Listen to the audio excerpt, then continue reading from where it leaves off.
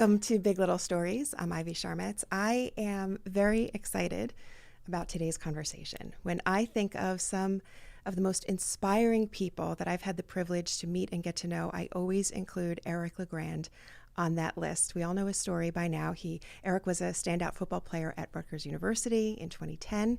He sustained a spinal cord injury that changed his life forever. But since then, Eric has become a powerful advocate, speaker, entrepreneur, and he's kind of shown us all what it means to face adversity with courage and determination. From his foundation supporting spinal cord research to his work with businesses and his own ventures, which we're going to talk about all that, he continues to motivate people everywhere. He's also just really a phenomenal guy. I'm definitely a fan, and I'm so honored to have you here today, Eric. Thank you so much. I appreciate you having me on, Ivy. It's always a pleasure. Of course, I want to start by talking about A Walk to Believe because the 15th annual Walk to Believe is coming up. For people who may not know what that event is, tell me about it. So we started a Walk to Believe 15 years ago now with now a good friend of mine and a good family friend, Arlene Gonzalez, who reached out to me and my mom when I first got injured, and she said, I want to do something."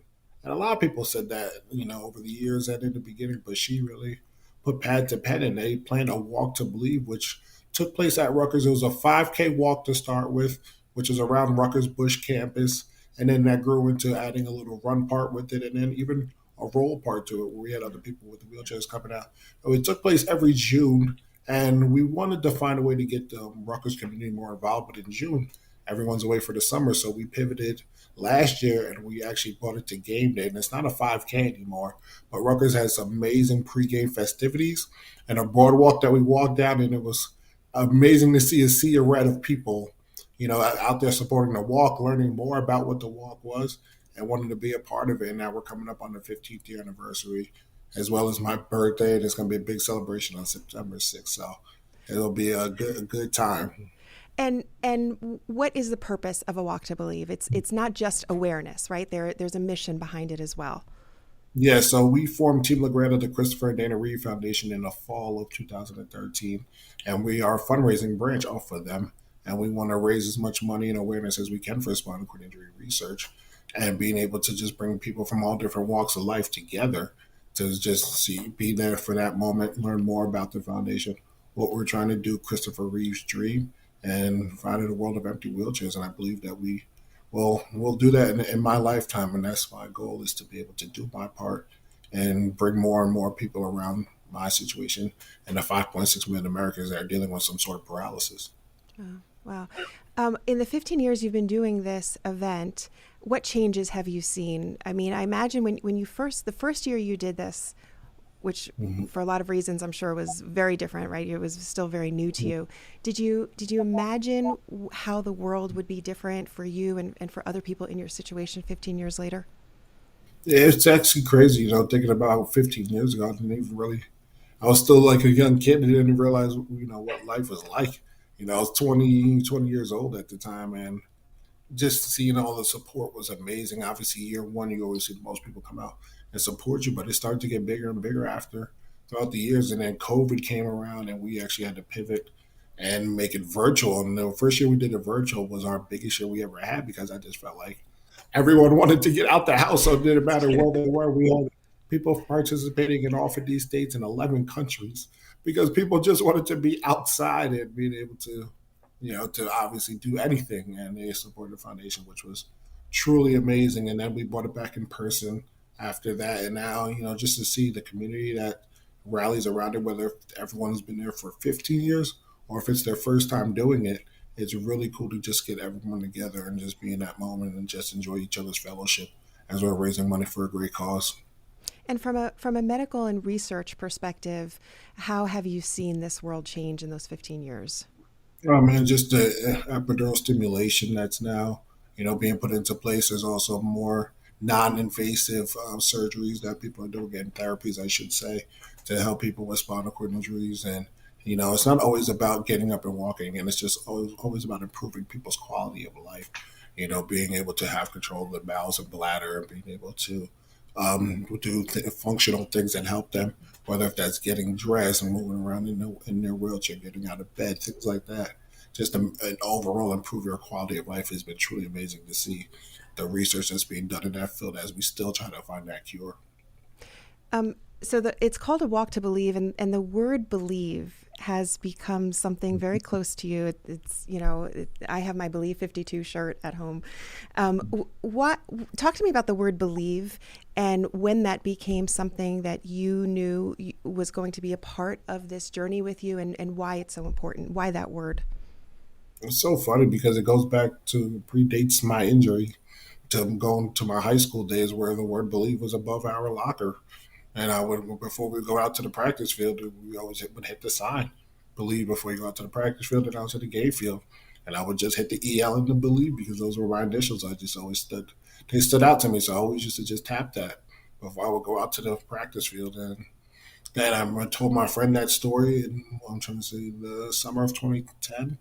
Told him that story. And then when my injury happened, I believe he told Coach Shiano that whole story. And Coach Shiano said that we're going to have to believe that everything's going to be okay. We're going to believe that it's in God's hands, that this is going to be, better than what the original diagnosis looks like right now. And it just took off. And my sister did an interview back then too. And then she just says, believe is just not a word, it's a way of life. And Yeah. that's just what it's evolved into. Yeah. Did you watch Ted Lasso? Did you see how he incorporated that I, word? I saw the first season of Ted Lasso. Yes, I did. I see it all over the word believe and on coffee mugs and everything. Yeah. Yeah, it's so funny to see it now. I'm like, he stole my segment. He stole your thing. Do you get tired talking about this? Do you get tired when people want to interview you and talk about how you're inspirational? Does that wear on you at all? I don't think so because I get to share my story with a different audience, whether people know my story or don't. As I said, as I'm getting older now, there's a whole new generation who has no idea Yeah. who I am. So being able to share my story as much as I can, or if I can share with someone that maybe never heard my story or that's older than me. I love that because then I'm sharing my message, hopefully sharing my positivity, the way I live my life, and hopefully that could better other people. So when someone reaches out to you, either because they have an injury or they're going through some struggle, and they say, Eric, I see you. You're this amazing, positive force. I can't get there. I don't know how to be positive. How do you teach that to someone, or what advice do you give to someone to kind of live in that world of believing and being positive? And it's actually funny you asked that question because when I get those calls and those questions, people think I'm going to like snap my fingers and make everything be okay. And I'm just like, it's not like that. It's a choice. It's literally, I say it like, it's very straightforward. It's a choice that you have to make every day. Now, is that choice easy to be able to live like this? No, it's not. You go through so much stuff, but if you can look past all the crap that you have to go through with this injury and find a purpose in your life, and if you have a positive attitude, people will gravitate towards you. If you have a negative attitude and you're upset all the time, people aren't going to want to be around you, and life is going to be a lot harder because when this injury happens, you're going to need assistance from a lot of people from every which way. And people are like, oh, well, you have all this support. Yes, I have all this support, but do you think I would have had all this support for 15 years? If I didn't have a good attitude, Yeah. people would have fell off Yeah. by now. They would have went away. I continue to get more and more people to come around me and want to be a part of what I'm doing, to want to be a part of my businesses, wanting to be a part of my foundation. That's all because of my attitude. That's where it starts first. Like, oh, well, you got that handed to you. No, I did not. No, I did not. I worked my butt off for everything I have. And like I said, if I was negative about it, then people wouldn't be coming around me. Yeah. So sometimes I kind of, you got to give them a reality check. And sometimes you need people to have a moment to grieve and understand that and be there for them too. Like some people aren't even worried about the future, like what's that plan. They're worried about the next day. Yeah. And that's where you show compassion for them and try to help them through those moments as they're going battling through the hospital, to the rehab and things like that. But as life goes on, then you have to sometimes be straight up forward with them. You determine your attitude each day. Yeah, wow, that's so powerful. You talk about your support system and the community around you. Rutgers is a big part of that. Former, Rutgers girl here. I almost said former. Once a Rutgers girl, always a Rutgers girl. Talk to me about what that Rutgers family has meant to you, and how that's sort of, you have become synonymous with Rutgers, that Rutgers spirit, the New Jersey spirit, I would say too. But really, it's just a part of you now, right? We are everywhere. Everywhere we go, you got Rutgers people surrounding this entire country and that world, I should say. And it's amazing. We have such pride, and we love being able to say that we went to Rutgers University. It was the best decision we've all made in our lives. And just because I guess just the diversity that it offers. You see different people. There's so many people that go to Rutgers. You can literally be there on campus for 4 years and not see the same person Right. over and over again. It's so many different people. You get a great experience, great college experience, and then obviously on the athletic side, getting to play football and what that brotherhood was like and that bond was like, and taking me from a 17-year-old boy and turning me into a man. Yeah. That stuff I'll never take for granted, and just the love that we have for each other, that Jersey pride, the Rutgers pride. Everything that I do with my businesses is always something that has Rutgers involved with Yeah. it, my foundation, and they continue to show me love. And every time I want to do something, they are always there to support. We're going to talk about those businesses because, man, are they great. We're going to take a quick break and we come back more with Eric LeGrand.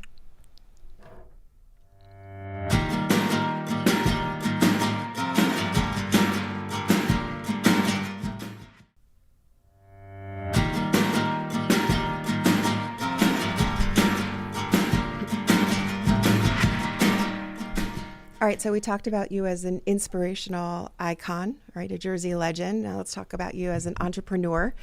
It started with LeGrand Coffee House, right? Is that fair to say? And where were you when you decided, you know what? I want to open up a coffee house. In the same bedroom I'm sitting in right now, literally probably just at a different angle somewhere in this bedroom. It was during the pandemic in 2020, but I was just sitting literally in this room, bored out of my mind from watching TV, and then I started listening to audiobooks, and I really started to take to them and just hear people's stories and their journeys. And the one that really stuck out to me was Shoe Dog, which was the creator of Nike, Phil Knight, and how he started Nike. And when I was born in 1990, and as I was growing up, Nike was just this whole big brand, but I had no idea what it was like before. And I didn't know that Adidas and Puma used to run the world Mm, before Nike was even thought of. And to see where Phil Knight and his team built that brand to what it was, I just said, I want to be able to build my own brand, be able to do my own things, because when during the pandemic, I do speaking engagements for a living. Like those were all taken away right. because we couldn't get in person and just didn't know what I was going to do. So I said, let me start, something that people want and something that they need every day. And that's where the idea of coffee came to me. And I remember I looked online, found a business advisor, and I tried to try coffee because I never had it before. You had I never had, enjoyed wait a second. You had never had coffee before? August of 2020 was the first time I ever had it. And what'd you think? August, I loved it. You loved it. I was zipping up and down my street. I was like, "What is this?" Because I'm drinking black too. I didn't put all the stuff in it. It went straight to the dome. Yo, this stuff is good. And so that obviously I tried to learn as much as I possibly could about it, and taking courses and whatnot. And then I just took a leap of faith and launched our online business in January of 2021, because I knew it was going to take time to build a brick and mortar, Yeah. but I knew the area I wanted to be in, which is my downtown area, Woodbridge, because it was up and coming and new developments were going up left and right down there. So I said I want to put the coffee shop there, but that was going to take time. So we were able to start shipping and building this brand nationally before we even opened up our doors, and Wow. we opened up in May of 2022. So our motto is we want to bring unity to the community with a daily cup of belief. As you said, it goes back to the belief. I was gonna say, I remember when you launched the brand before the coffee house opened, and I was very excited to place my order. And having the mug that says "a cup of believe," there's Mhm. something about this is not an advertisement, but there's something about it that it you can't help but feel that aura of positivity that you always bring to everything. It's like, you drink your coffee in the morning and you're going to believe that good things are going to happen and this is going to be a good day. And it's just such a beautiful, you know, it, maybe someone wouldn't necessarily put it together, but that first cup of coffee in the morning and having that cup of believe, it really kind of sets you up for a great day. Yeah, it's a daily affirmation. It's just Absolutely. like, 'cause it's the first thing you wake up in the morning. People run to their coffee pot, and if your that cup of coffee is sitting there, just a reminder. You remind me of my journey, my story, Yeah. the brand we're building, and everything that people have going on in their lives. It's hopefully you say, you know what, I'm going to start my day off right with a Yeah. daily cup of belief. Yeah. And then as the day goes on, you need a little whiskey, apparently, right? So I say coffee by day, bourbon by night. That's how I do it. where did the idea for the whiskey come from? Same bed, same here, from his bedroom. All my ideas seem to come from this room when I'm sitting up here in my thoughts. And that was also during the pandemic at the time. My good friend Brian Axelrod, who's been in the coffee business, I'm sorry, the spirits business for over 20 something years, probably 25 years now. And I remember saying that, you know what, I travel all over the world and people see me drinking. Sometimes I get weird looks because I'm in a wheelchair and I'm having a sip of alcohol, and people are like, oh, is that like, is he supposed to be doing that? And I don't want it to end that stigma that everyone with a disability can't drink, because that's not true. Yeah. So I reached out to Brian. I said, I want to start my own spirits business. And he's like, yeah, you and everyone else, because you see all the big payouts that come from it, and, building a brand, and how people were, especially during the pandemic, were just building brands left Yeah. and right like it was Yeah. easy. But so I reached out to him, and then we settled on the bourbon category. One, because we both enjoy it, especially as I got into my 30s, and then two, it takes time and patience to make bourbon. You cannot make bourbon overnight like you can a vodka or something like a gin. It takes time and patience, and then that's just like my recovery is time and patience. And we also said we want a cause behind it. We want to get back to the foundation. So my number was 52 at Rutgers, so we decided that $5.20 from every case we sell will go back to the Christopher and Dana Reed Foundation. So that's kind of been, our goal and our mission, to be able to keep on building awareness around the foundation while also raising a glass for after a long hard day of work, or something that you just enjoy out and eat on the rocks, mixed in a cocktail while you're out at dinner, things like that, and being able to tell and share stories over Yeah. a glass of Yeah, and I love going to different restaurants in New Jersey and seeing your name on the menu on the bar menu as with drinks. I think so that's so cool. cool. So cool. It What do is you so what do cool. you what do you think when you see your name on a menu like that? Oh, I love it, because I mean, I reach the amount of work. That's the thing too. People just think that pops up. That's a lot of hard work Yeah. behind the scenes of Of calling course. restaurants up, and because they can pick thousands upon thousands of bourbons to put on their menu. So when they choose yours, it's special, it's meaningful, and you know that you have a good quality product and people that want to support you. It's so funny because you learn in this game. Sometimes your friends aren't your friends, and sometimes the most Yeah. random people in the world Yeah. will come out and they'll support you at just from knowing who you are, or they'll see you one time in the restaurant. You're like, I'm going to support that guy, Yeah. and that really means a lot to you, to me. And you guys are doing like a podcast or a show about building the brand, right? It's called Building LeGrand. Talk to me about that.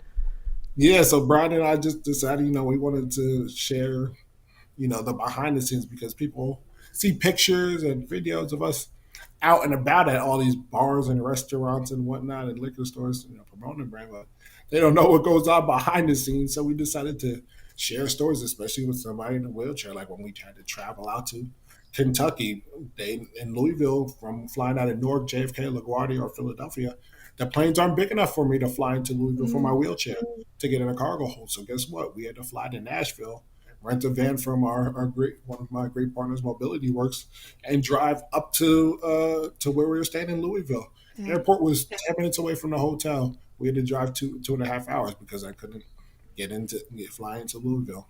Things like that people don't see, man. And then we had to bring 3 friends with me as well to transfer me in and out of the chair and stuff. Obviously, they enjoyed the trip from Sure. there, but Sure. like all the behind the scenes stuff that people don't see, like just people see pictures of things and they just see, Yeah. wow, Eric here doing this, look at Eric here doing that, but they don't know what it's like building a brand. People telling us no, trying to knock down doors and things Yeah. of that nature. So And that's why we want to building LeGrand. well, and I listened to that episode too, and even just talking about your hotel bed and all of those things. It really makes you Mm-hmm. think like you are working so hard and then Mm-hmm. some to get this going. So it's really great to see. What has being an entrepreneur taught you about yourself? resilience, that's for sure. And not taking things too personally. Yes, it's personal because it's your business, but being able to pick yourself back up when you have the bad days or your sales weren't as high as you wanted them to be this day, or you thought that this should be a great idea and it wasn't, like stuff like that. Mm, You kind of get over, you bounce back, and you try to put out some great product, quality product. And that's the main thing. Like if you have a quality product, people will come and support you no matter what. And then you just try to find ways to be able to build that and market it in the right way. yeah. So I would say I would resilience, being able to not letting the no's get me down too low, and then keep on working them until you say yes Yeah. and give you Yeah. a say. And I also want to mention quickly that for the Rutgers home games, you're in the broadcasting booth. You do a great job there. What's it like when you see your number hanging in the stadium? Do you still does it still make you feel a certain way? Oh, yeah, it gives you chills. Every time you drive by, like my number 52 hanging in that stadium, the The only birthplace one of ever, right? The only one ever in the history of ever. the yeah. Exactly. The birthplace of college football. Mine's the only number for a kid from Avondale, New Jersey, with his number 52 being an upright. And now it's been 15 years since my injury. We retired in 2013. Like I was saying earlier, a whole new generation has come by who has no idea who Eric LeGrand Yeah. is, but that number is up there, and their family members or whatever, mom, dad, grandparents can tell them, and that legacy lives on. Um, if people want to get in touch with you, how do they do it? What's the website they should go to? I mean, I have ericlegrand52.com. That's where all my stuff is, whether if you want to book me for a speaking engagement or if you want to see LeGrand Coffee House or Eric LeGrand Whiskey, everything is on just ericlegrand52.com. And obviously, all those other pages have their own website, but you can get to everything just by ericlegrand52.com. Eric, we end all of these conversations with something we call three big little questions. We do them rapid fire. Are you ready, my friend? Okay, let's do it. All right. How do you get yourself out of a bad mood? We kind of touched on this a little bit. I try to find pleasure in something I enjoy, and that's usually for me TV shows. Okay. TV, I Like? TV shows. Oh, I've watched pretty much everything you want to throw at me. I probably have watched it and seen it, whether if it's on Hulu, Netflix, Prime, Apple TV, cable TV. TV is my getaway. I throw on a TV show every single night. Eric, what's your go-to karaoke song? Do you karaoke? Oh, I've done karaoke one time, and What was it? I say, Usher, you got it bad. Is I there a was video of that? terrible. There is absolutely no video, but I was in a bar at Rutgers singing Usher, you got it bad. Oh my I God. love that. I love that. And what's your favorite spot in New Jersey? Ooh. Are we talking about like Anything. food or stuff? Honestly, if you anywhere down the shore, I just Yeah. enjoy it. Yeah. I love summertime. I love being down the shore. Eric, I've known you for a long time. You are one of my favorite people, one of my favorite fellow Rutgers alum, one of my favorite New Jerseyans, and just an amazing person. And I feel very privileged to know you. Thank you for making the time to be here today. I appreciate it. And I appreciate you, Ivy. Thank you for having me. Of course. Of course. Thank you. I will talk to you soon. And that will do it for today's Big Little Stories. Be sure to check us out on Instagram at Big Little Stories Show. I'm Ivy Sharmitz. I'll see you next time.